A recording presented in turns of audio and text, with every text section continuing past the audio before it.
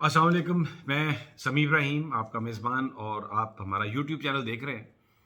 वज़ीर आज़म पाकिस्तान ने कौम से ख़िताब किया है और इस वक्त जो सारी सूरत हाल है अदम एतमाद के हवाले से सुप्रीम कोर्ट का जो फ़ैसला आया था उसके हवाले से अपना रिएक्शन दिया।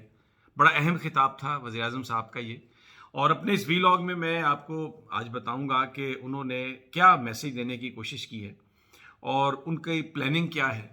बड़ा सवाल ये है कि क्या हफ्ते वाले दिन यानी कल क्या उसमें जो अभी, क्योंकि मैं जिस वक्त ये बात कर रहा हूँ तो मिडनाइट हो गई है, तो आप इसे टेक्निकली आज भी कह सकते हैं, क्या वोटिंग होगी और पाकिस्तान की आवाम से वो क्या चाहते हैं और उन्होंने अपनी प्लानिंग जो है वो क्या की है।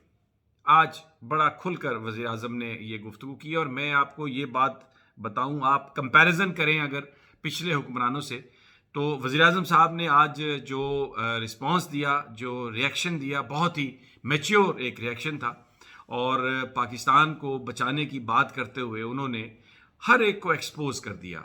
सारी बात जो है वो आवाम के सामने खोल के रख दी है।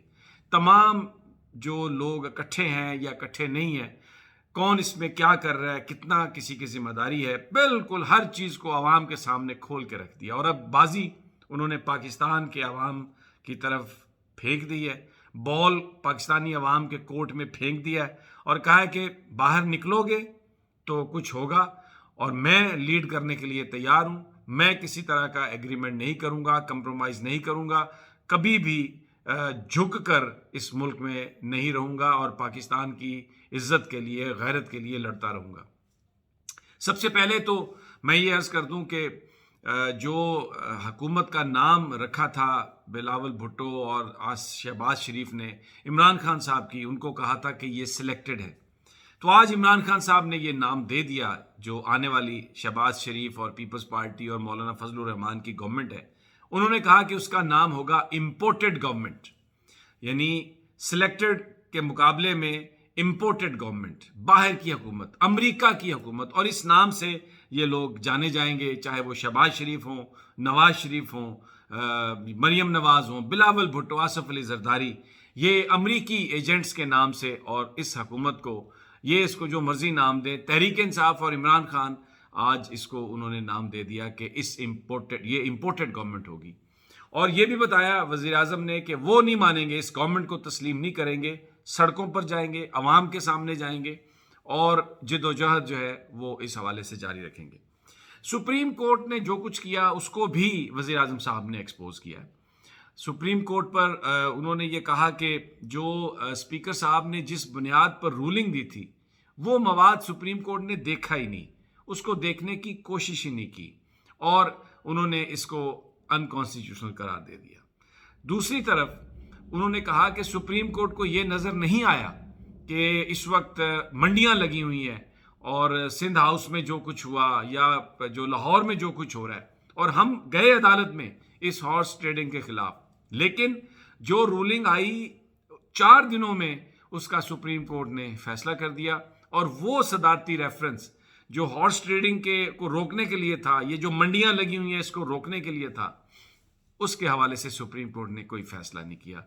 उसके हवाले से सुप्रीम कोर्ट को कोई उजलत नहीं थी, लेकिन उन्होंने कहा कि ये तारीख फैसला करेगी। तारीख हर चीज़ को देख रही है, पाकिस्तान के अवाम भी इसको देख रहे हैं और सुप्रीम कोर्ट का ये जो फैसला है, उन्होंने कहा कि इससे उन्हें बड़ी शदीद मायूसी हुई और वो ये समझते थे, उनका ये ख्याल कि अगर सुप्रीम कोर्ट उस खत को, उस मवाद को देख लेती, उसके बाद फैसला करती, तो शायद जो फैसला मुख्तलिफ होता। एक उन्होंने जो इसमें आज एक बात खोली, ये जो अपोजिशन के लोग जो कह रहे हैं कि जी खत है ही नहीं, मरियम नवाज ने भी ये कहा, शहबाज शरीफ ने भी ये कहा, बिलावल भुट्टो ने भी कहा, आज पहली दफ़ा वज़ीर आज़म साहब ने बताया कि ये वो क्यों कह रहे हैं। और इसमें भी बुनियादी तौर पर हमें इस बात के शवाहिद मिलते हैं कि ये वाक़तन ये जो अपोजिशन है ये अमरीकी मफादात के तहत ही काम कर रही है।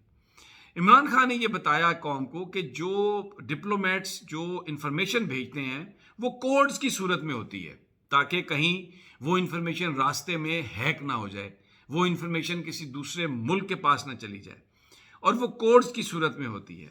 اب اگر وہ جو کیبل کوڈز کی صورت میں آئی، اگر وہ عوام کے سامنے رکھتے ہیں، عوام کو دکھاتے ہیں، تو اس کا مطلب ہے پبلک ہوگی.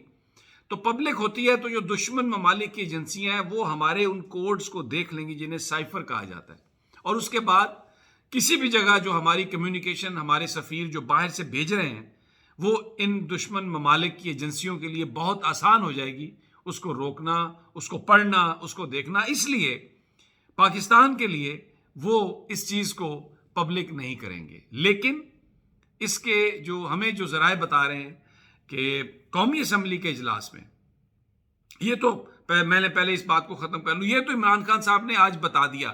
اور کیونکہ اپوزیشن کو پتہ ہے کہ عمران خان یہ نہیں کریں گے اس لیے کہ اس سے پاکستان کا مفاد وابستہ ہے، تو انہوں نے یہ بات کہنا شروع کر دی کہ خط ہے تو دکھاؤ. پھر دوسری بات یہ کہ اگر وزیر اعظم صاحب یہ خط دکھا دیتے ہیں تو پھر اس کا مطلب ہے کہ جو دشمن کی ایجنسیاں ان کوڈز تک ایکسیس کرنا چاہتی تھیں، وہ دیکھنا چاہتی تھیں کہ کس طریقے سے پاکستانی ڈپلومیٹ میسج بھیجتے ہیں، ان کے لیے آسانی ہو جائے گی. تو بھی یہ جو بیرونی مفادات کے تحت کام کرنے والے حکمران ہیں انہوں نے کہا کہ ان کے مقاصد اس طرح سے بھی حاصل ہو سکتے ہیں ان کو، تو اس لیے وہ تو لیٹر نہیں دکھائیں گے، اور اپوزیشن اس بات کو ایکسپلائٹ کر رہی ہے. اب یہ جو یہ بھی وزیر اعظم نے بتا دیا کہ کریں گے کیا اب یہ آ کے. اچھا ہاں، تھوڑا سا میں ایک بتا دوں کہ ہمیں ذرائع نے جو ایک بتائی ہے بات کہ ووٹنگ، بڑا سوال یہ ہے کہ کیا ہفتے والے دن یعنی آج ووٹنگ ہوگی. تو میرے سورسز یہ کہہ رہے ہیں ووٹنگ نہیں ہوگی. ووٹنگ اس لیے نہیں ہوگی کہ وہ جو خط ہے اس کا جو مواد ہے اس کو جو ممبران ہیں ان کے سامنے رکھا جائے گا اور اس پر بات کی جائے گی، کیونکہ جو سپریم کورٹ کا آرڈر ہے اس کے تحت اس سیشن کو آپ پروروگ نہیں کر سکتے جب تک تحریک عدم اعتماد کا فیصلہ نہ ہو جائے.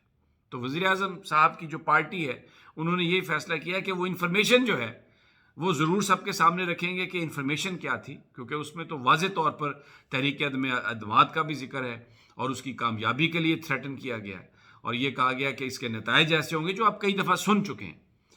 تو اس کے بعد اس پہ بحث ہوگی، اور اس بات کا امکان ہے کہ یہ جو بحث ہوگی تو وہ شام کو پھر اجلاس 2-3 دن تک کے لیے اڈجرن کر دیا جائے گا، یعنی ختم نہیں ہوگا اور یہ کاروائی جاری رہے گی.